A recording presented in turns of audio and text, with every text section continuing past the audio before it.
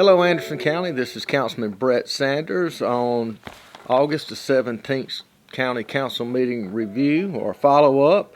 I'm excited to announce just in tonight's meeting we approved over $129 million in investment money coming into Anderson County. We have 4 companies coming in with a total of $129 million investment, with 236 new job opportunities available for the people of Anderson County, our citizens, with an average salary of $23 per hour, with a tax revenue of approximately $75 million. So that was a good night for Anderson County and the citizens. Coming to an area that can really use it. Yeah, and I'm excited to announce that one of the projects is coming into my district in the Townville area, which Townville is a quiet rural area, a beautiful area that I think this type of industrial type business will fit in great with. It's an agricultural based company, and I'm excited to see them in the Townville area to create some opportunities for the citizens of Townville. After that, we had a few zoning changes. We had a couple zoning changes tonight from R20 to RD, residential duplex. We also had a project on Highway 187 that was very controversial. It had came up in the past. This project, the citizens were not really in an uproar, but they were very concerned. The developers team came in, we sat down with them, we met with the people in the community, and basically what we're doing, or they're doing, is a conservation subdivision. So we just passed second reading on conservation, our last council meeting on the conservation subdivision. The third one's coming up next week, or the next council meeting, not next week, excuse me, and that will allow developers to do a more quality project that fits in with the community. I think in our environment here, you know, we're a rural area.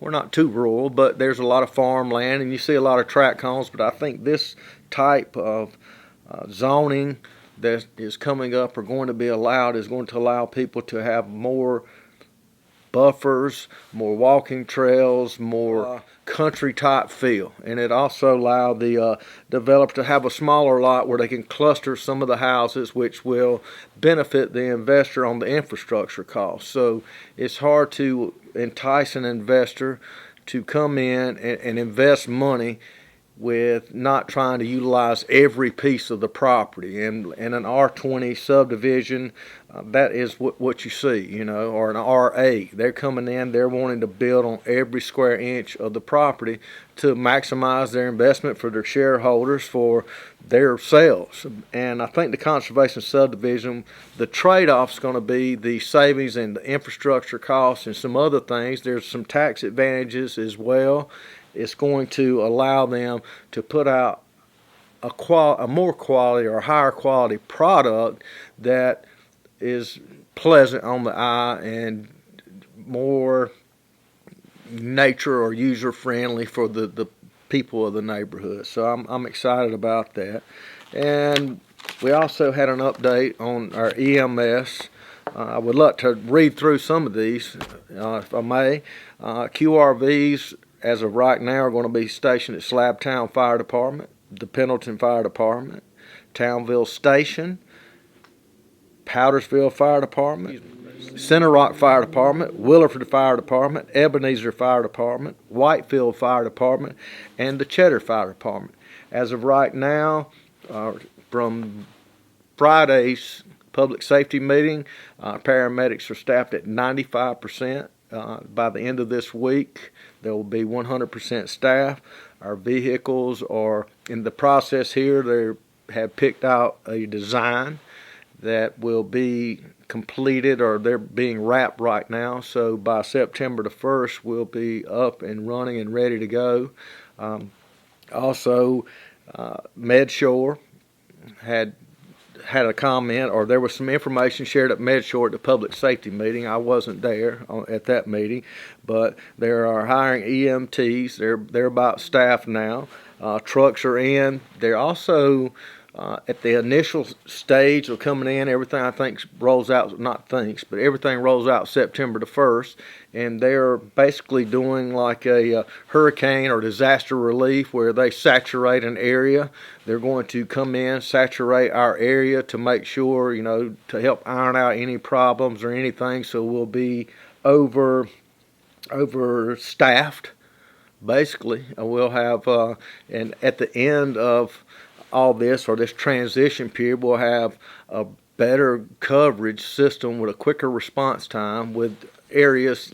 I saw the graph. They did algorithms on 911 calls on time response areas, and it shows weaknesses or white spots that need to be addressed that can possibly be or potentially be life-threatening for a patient. And those areas are filled in and staffed properly.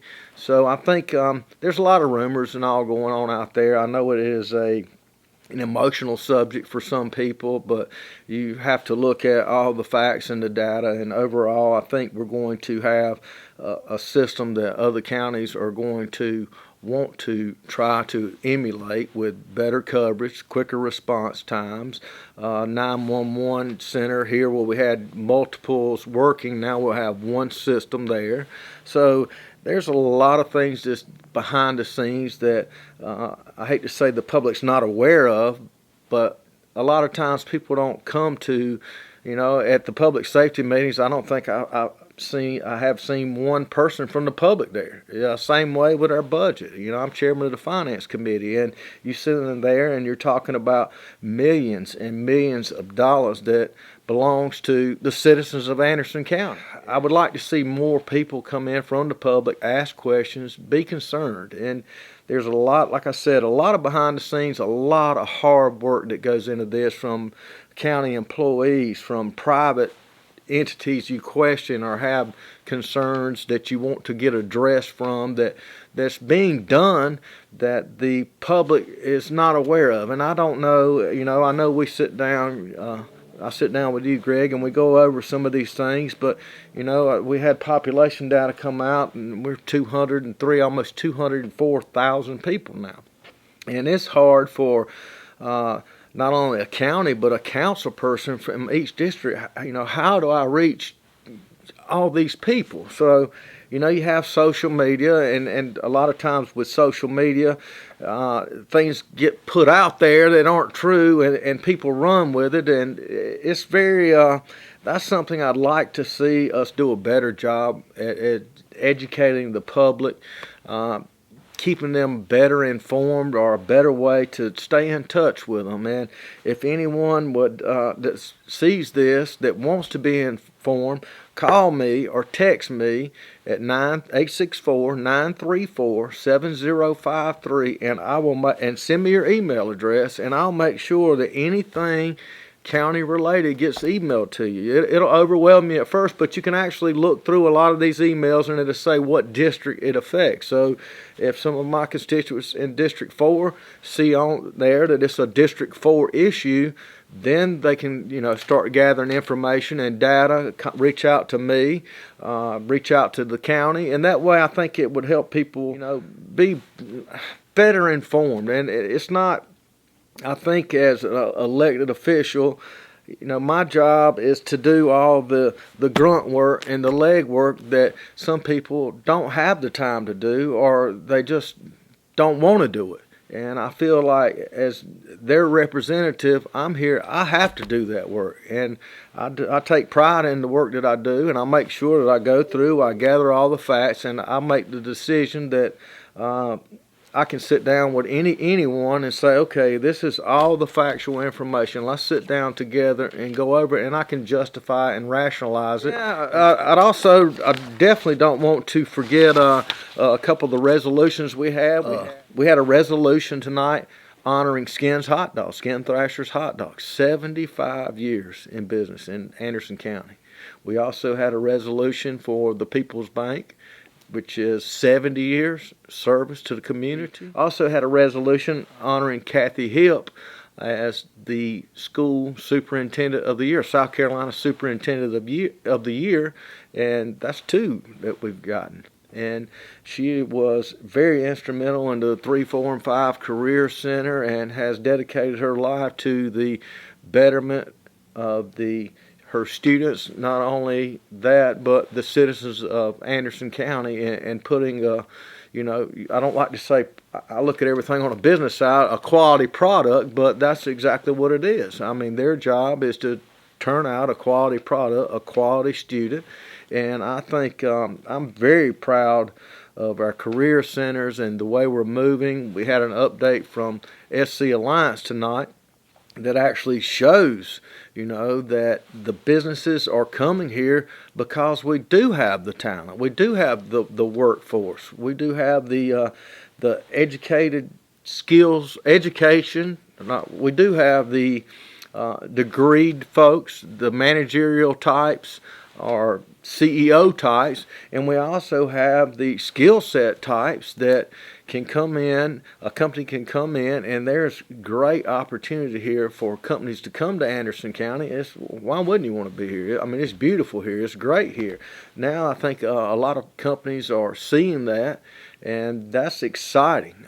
We have the workforce. We have a lot of people disagree, but we have good tax rates. We have good incentive packages and programs here, and more businesses will be coming to Anderson County. Just like tonight when we started out earlier, $129 million worth of investments just in third reading alone tonight, and 236 new jobs. So I'm excited about it, and I just want to see the county keep moving forward and keep doing the good things that they're doing.